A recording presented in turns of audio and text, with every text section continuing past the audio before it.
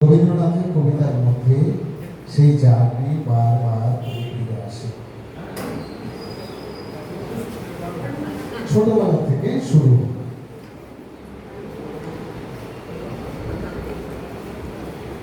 রাজপুত্র চলেছে নিজের রাজ্য ছেড়ে, 7 রাজার রাজ্য পেরিয়ে, যে দেশে কোনো রাজার রাজ্য নেই সেই দেশে। সে হলো যেকালের কথা, সেকালের আরম্ভ নেই, শেষও নেই। শহরে গ্রামে আর সকলে হাট বাজার করে, ঘর করে, ঝগড়া করে। আর যে আমাদের চিরকালের রাজপুত্র, সে রাজ্য ছেড়ে ছেড়ে চলে যায়। কেন যায়? কেন যায়? কুয়োর জল কুয়োতেই থাকে, খাল বিলের জল খাল বিলের মধ্যেই শান্ত।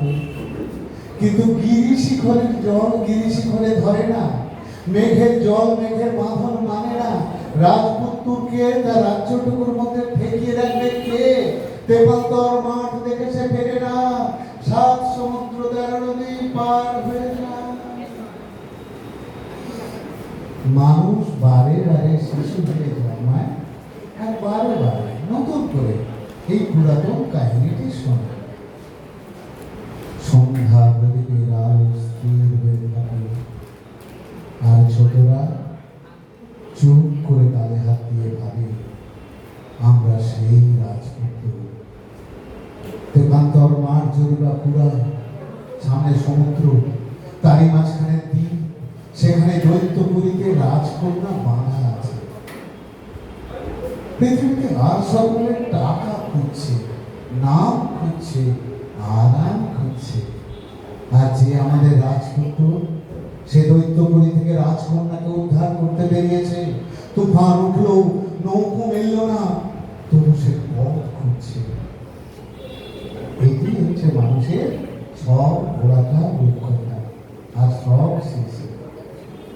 পৃথিবীতে যারা নতুন জন্মেছে, দিদিমার কাছে তাদের এই চিরকালের খবরটি পাওয়া যায় যে রাজকন্যা বন্দিনী, সমুদ্র দুর্গম, দৈত্য দুর্জয়, আর ছোট মানুষটি একলা দাঁড়িয়ে মন করছে বন্দিনীকে উদ্ধার করে আনবো।